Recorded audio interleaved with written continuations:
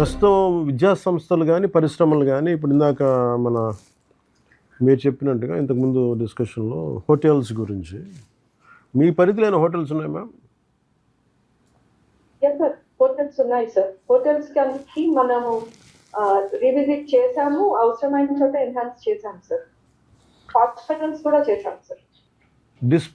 Garbage disposal ఎలా చేస్తారు అంటే మా ఇంటెన్షన్ ఏంటంటే ఇంకా చెత్త అనేది దానికి ఒక మెథడ్ కనిపెట్టాలి. అంటే మనకి దాని ఒక స్ట్రీమ్లైన్ చేయాలి. దాన్ని రోడ్ల మీద పడేయడం దగ్గర నుంచి ఓపెన్ డెఫికేషన్ దగ్గర నుంచి ఇంకా కరెక్ట్ చేయాలి. That should be taken as a big long term drive. అది ఏదో ఒక రోజు చేసి 10 రోజులు చేయటం కాదు.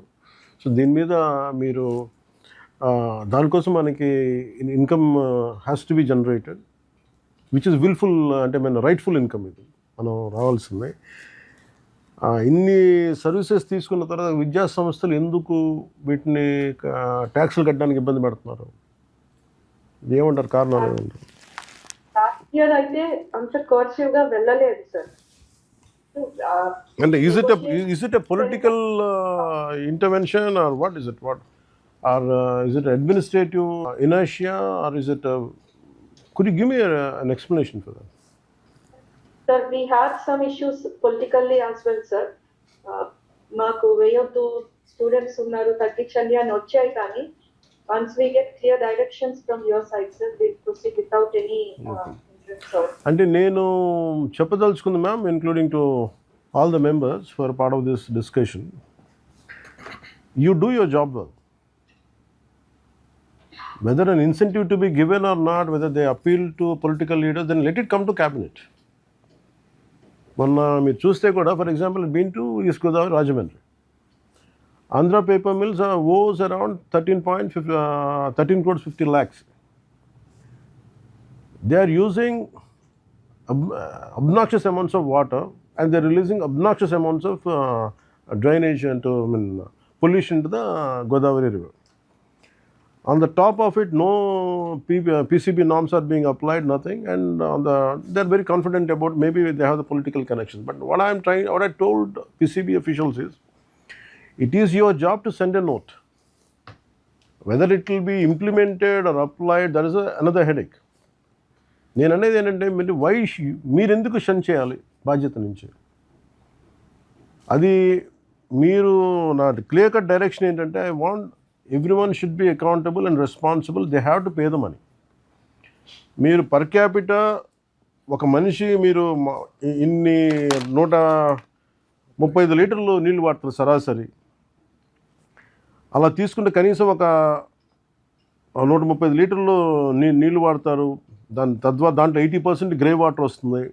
ఇంత కనీసం మనిషికి ఎంత సార్? 5 కిలోల మన ఇందాక అనుకుంది garbage per head garbage 20 kgs like that.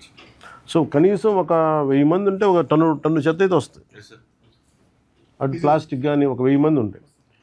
So అలాంటిది 5000 మంది విద్యార్థులు ఉన్నప్పుడు ఎంత చెత్త వస్తుంది, ఎంత గ్రే వాటర్ వదులుతారు, ఎంత వాటర్ కన్సంప్షన్ ఉంటుంది.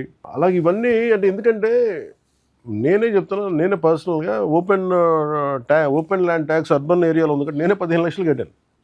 అది ఒక మనం పంచాయతీలకు అప్లై చేయట్లేదని పక్కన పెడతాం, ప్రస్తుతానికి will talk about it later. నేను అనేది విద్యా సంస్థలు విద్యార్థుల నుంచి ఉచితంగా డబ్బులు సంపాదించట్లా, ఉచితంగా విద్య చెప్పట్లా, వాళ్ళు డబ్బులు తీసుకుంటున్నారు. దానికి వాళ్ళు ఖచ్చితంగా రైట్ ట్యాక్స్ పే చేసే విధంగా మీరు చర్యలు ఏం తీసుకుంటారు చెప్పండి నాకు. ఎందుకంటే ఇంకో ప్రాబ్లం ఏమొస్తుందంటే, constantly honourable CM says income generate చేయాలి. వీఆర్ ఫ్రీబీస్ ఇస్తున్నాం, అందరికీ ఉచితంగా సిలిండర్లు ఇస్తున్నాం, ఉచితంగా బస్సులు ఇస్తున్నాం. అండ్ మన సకాలంలో సమస్య ఎక్కడ వస్తుందంటే, సకాలంలో మనం ఉద్యోగస్తులకి డబ్బులు పే చేయలేకపోతున్నాం, శానిటేషన్ వర్కర్స్కి జీతాలు పే చేయలేకపోతున్నాం. దెర్ ఇస్ ఇన్కమ్ సమ్వేర్, దాన్ని మనం వచ్చిన ఇన్కమ్ని వాళ్ళు పంచుకోవట్లేదు. And they are using the services. And somewhere I think we have to make them accountable and responsible. That's all. That's the purpose of this meeting. And then ఒకటి మీరు కంప్లీట్గా reassessment చేయండి మ్యామ్. అందరికీ కూడా do a complete reassessment in panchayats about educational institutions. విద్యాలయాలు కావచ్చు sir, పరిశ్రమలు కావచ్చు. ముందస్తు చర్యలు మొదటి విడతగా అంటే ఎన్ని పరిశ్రమలు ఉన్నాయి ఒక పంచాయతీ పరిధిలో, దానికి పర్ క్యాపిటా కన్సంప్షన్ మన రోడ్లు వేయటం దగ్గర నుంచి కానీ మనం చెత్త సేకరణకు కానీ వాళ్ళు వచ్చే వదిలే పొల్యూషన్ కానీ మంచినీళ్ళు కానీ ఎంత ఖర్చు పెడుతున్నాం, తద్వారా మనకి ఎంత వస్తుంది. ఒక 10,000 రూపాయలు సంపాదించే ఒక ఉద్యోగి మీద కూడా భారం పెడుతున్నాం, కానీ ఒక 100 కోట్లు 10 కోట్లు 20 కోట్లు సంపాదించే వాళ్ళ మీద మనం అసలు సంబంధం లేకుండా ట్యాక్స్ వదిలేస్తున్నాం. I feel it is a gross injustice. Even if any political leaders are doing it also is gross injustice. ఎన్డీఏలో ఉన్న కూటమి ఉన్న రాజకీయ నాయకులైనా కావచ్చు. అంటే వీళ్ళు అంటే ముందు మేము అకౌంటబిలిటీ ఫిక్స్ చేసుకోకుండా మేము ఎలా మాట్లాడతాం. అందుకని దానికి అంటే ఉదాహరణకి పంచాయతీలు ఈ మధ్య నేను రివ్యూ చేస్తున్నప్పుడు ఫిల్టర్ బెడ్స్ రిపేర్లకి డబ్బులు లేవని చెప్తాను. దానికి కనీసం అన్ని పంచాయతీలకి మనకున్న 13,326 పంచాయతీలకిను దానికి సంబంధిత గ్రామాలకు కావచ్చు, హ్యామ్లెట్స్కి వీ నీడ్ అరౌండ్ 88 crores 88 కోట్ల రూపాయలు కావాలి మనకి. అసలు వీళ్ళు వదిలేసే డబ్బు చూస్తే, ఒక్కొక్క చోట వదిలేసే డబ్బు చూస్తే అది ఒక్క ఉదాహరణకి ఆంధ్ర పేపర్ మిల్సే 13 కోట్లు కట్టాలి. ఆ లెక్కల్లో చూస్తే ప్రాపర్ అసెస్మెంట్ చేస్తే కనీసం తక్కువలో తక్కువ అన్ని పరిశ్రమలు కనుక పే చేస్తే నాకు తెలుసు ఫిల్టర్ బెడ్స్ ఇష్యూ ఉండదు ఆ ఏరియా వరకు. వాళ్ళేమో డబ్బులు కట్టరు, మనమేమో అధికారులేమో రాజకీయ ఒత్తిళ్ళు కావచ్చు, లేదంటే ఇబ్బందులు కావచ్చు, భయాలు కావచ్చు, కానీ మనం వదిలేయటం వల్ల జనం సఫర్ అవుతున్నారు, పంచాయతీలు సఫర్ అవుతున్నాయి, చెడ్డ పేరు ప్రభుత్వానికి వస్తుంది. అందుకని ఒక్కసారి మీరు నాకు ఒక ప్లాన్ ఆఫ్ యాక్షన్ ఇవ్వండి సార్. యాజ్ మీరు కంతిలాల్ దండే గారిని కూడా నా రిక్వెస్ట్ ఏంటంటే, మీరు ఇప్పటికీ అంటే చాలా వేగ్, ఇట్స్ నాట్ రైట్, అంటే నాట్ ఒక రైట్ ఫిగర్ కూడా కాదు, ఒక అందాజు ఒక పెండింగ్ డ్యూస్ పరిశ్రమల నుంచే నాకున్న ఇది అండర్ అసెస్డ్ కింద ఈ పరిశ్రమల నుంచి 115.57 కోట్లు రావాలి. ఎడ్యుకేషనల్ ఇన్స్టిట్యూషన్స్ నుంచి ఇంక్లూడింగ్ ప్రైవేట్తో 45 కోట్లు రావాలి. All are under assessed.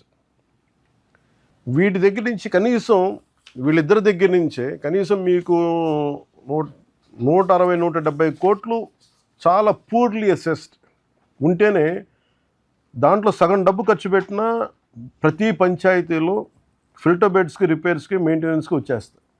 లేని డబ్బుని సృష్టించలేము. ఉన్నవాళ్ళు డబ్బులు సంపాదిస్తున్నారు, ఐ థింక్ ట్యాక్సులు కట్టట్లేదు వీళ్ళు. నిజంగా కష్టపడే ప్రతి ఉద్యోగి, ప్రతి పారిశ్రామికవేత్త, నిజంగా సిన్సియర్గా ఉండే పారిశ్రామికవేత్తలు కానీ ఎంటర్ప్రీన్యూర్స్ కానీ ట్యాక్సులు కడతా ఉన్నారు. వాళ్ళ నేపథ్యం ఏంటో తెలియదు, కానీ వాళ్ళు ట్యాక్సులు కట్టకుండా స్టేట్ తాలూకు శక్తి క్రిపుల్ అయిపోతుంది, ఆర్థిక శక్తి. అందుకని సమ్వేర్ ప్లీజ్ అది ఆర్థికంగా మన రాజకీయ పరంగా మీకు ఏదైనా ఒత్తిళ్ళు ఉంటే అది మేము చూసుకుంటాం. ప్రత్యేకించి మేము మీకు మాట ఇస్తున్నాను. మీరు యూ డూ రీఅసెస్మెంట్. మీరు 1 day మీరు వాటర్ ఆడిట్ ఎలా చేశారో, మీరు ఏమంటారు ఫస్ట్ డే చేసినప్పుడు నాలా ఆడిట్, పల్స్ సర్వే ఎలా చేశారో, don't do it in 1 day, do it dry for 3-4 days. ఇక మళ్ళీ మీరు రేపొద్దున మిస్ అవ్వద్దు అనే పదం లేకుండా చూడండి.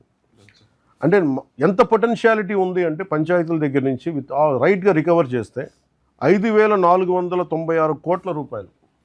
This is a possible potential which could come in to state Exchequer.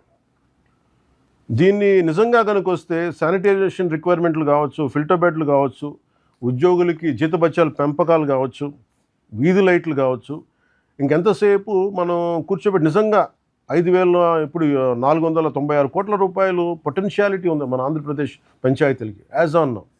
ఇది కూడా అసలు రీఅసెస్మెంట్తో చేయగలిగితే. అందుకని ప్రతి ఒక్కరు దీన్ని ఏదన్నా ఎవరన్నా పారిశ్రామికవేత్తలు కావచ్చు, విద్యా సంస్థలు కావచ్చు, దానికి నడిపే పెద్ద వ్యక్తులు ఎవరైనా కావచ్చు, అది రేపొద్దున గౌరవ ముఖ్యమంత్రి గారి దృష్టికి తీసుకొచ్చినా, రేపొద్దున క్యాబినెట్లో మాట్లాడినా అది మా నిర్ణయం మేము తీసుకుంటాం. కానీ వీళ్ళెవరు ట్యాక్సులు కట్టట్లేదు అనేది పబ్లిక్ అయితే తెలియాలి.